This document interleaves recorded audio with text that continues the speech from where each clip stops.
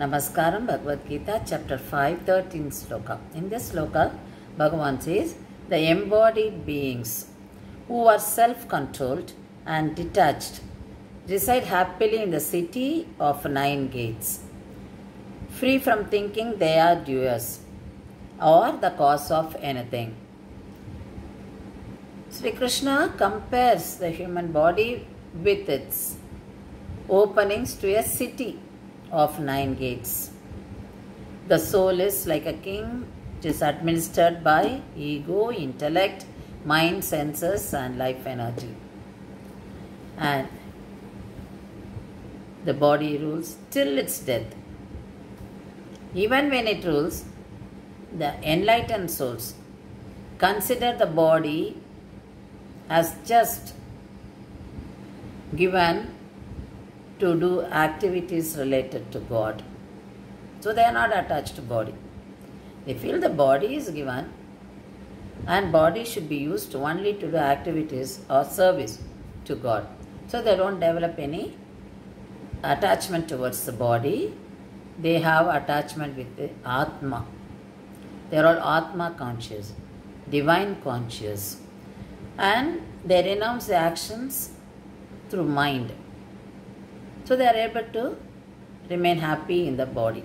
That is, without celebrating the body. They are in Sakshi Bhava. It's just business. It is like the story. Janaka was visited by Ashtavakra Maharishi, and Ashtavakra Maharishi advised Janaka when Janaka was disturbed by a dream. In the night he has a dream, in the dream he becomes a beggar, then he wakes up and he finds himself, yes, I am a king, but it is only dream. In dream only I have become a beggar. So morning he remains as a king. So this thought was coming very frequently and he was disturbed by the dream. So he asked for clarification and many scholars came to his court to clarify, but none could do it. Only the Rishi Ashtavakra, he came and he said, morning you are king and you feel happy about it. And don't forget to be happy. Then in the night you get a dream in which you turn to be beggar and you feel you are feeling sad about it.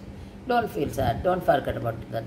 So, you will not be bothered, you will not give importance to the role of king as well as the role of beggar, and nothing will make you feel sad or happy. So you will not have any kind of emotions, even if the emotions, you are looking at them as equanimity. So you are not considering both. So you develop that sort of attitude towards that. So you will not feel, when you are not king, you will not feel that you are sad. When you are a beggar, you will not feel that you are not happy. So you will not be attached to such emotions.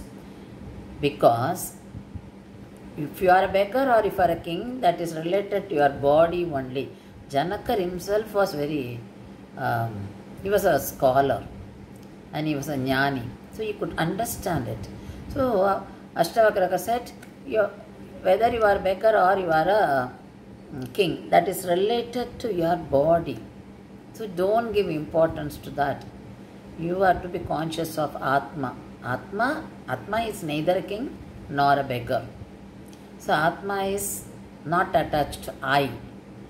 So that doesn't have any name or any post or any possession. So that is Savi. So that is in Sakshi Bhava.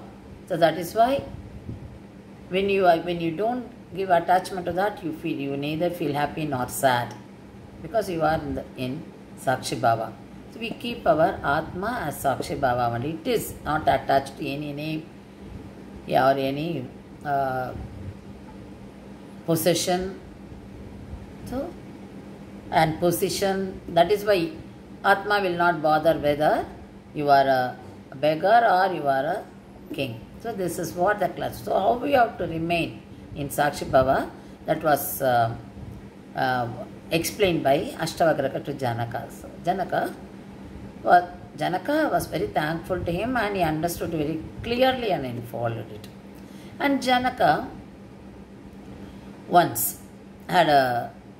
he underwent a course and along with other Sishyas, and his Guru wanted to test whether the students have understood it well. So the last day he just tested them by his power. He created a fire accident and he told the students, yes, the palace is on fire, everything is on fire. Then suddenly he shouted.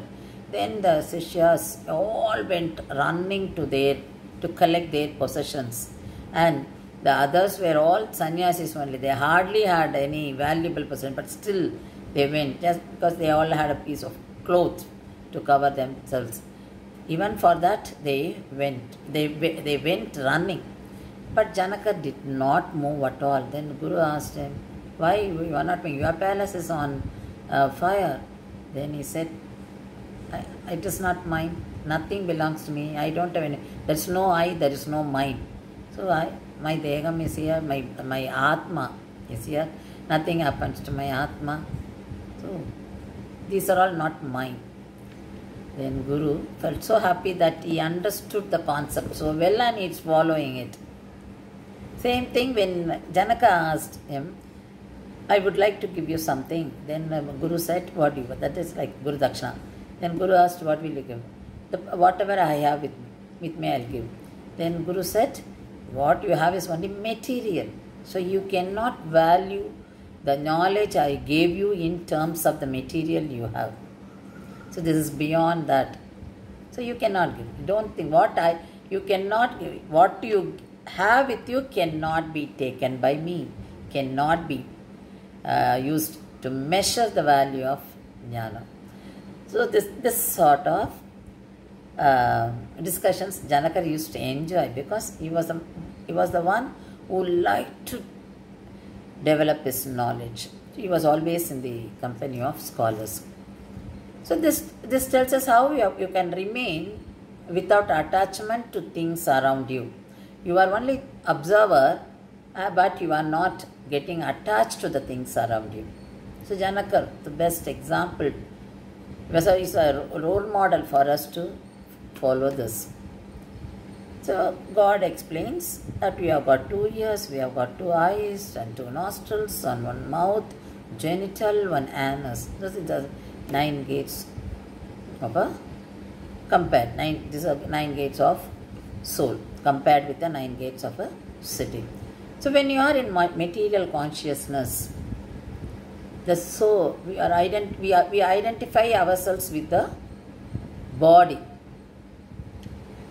When you are in a material consciousness, you do that because we get attached to the material. So whatever is needed for our body, we go after that. So we associate, we identify ourselves with body. If you are in divine consciousness, you identify yourselves with soul. Jnanis, the wise people, they, like Janaka, they all identified themselves with the soul. That is why they never claimed this is mine, that because nothing is ours.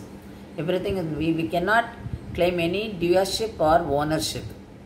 That is what Gita tells us. So here we learn that Bhagavan is within our body.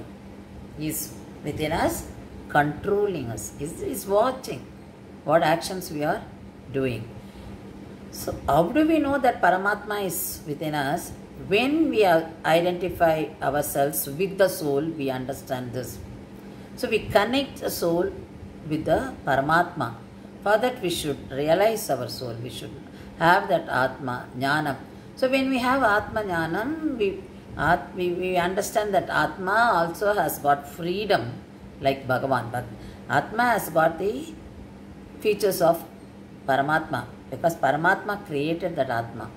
So naturally Paramatma has given his features to Atma. So like Bhagavan, Paramatma, Atma also has got some freedom. So freedom to choose actions. So that which kind of actions decided by Atma, that is related to God. So this is what explained by Lord Krishna in this sloka.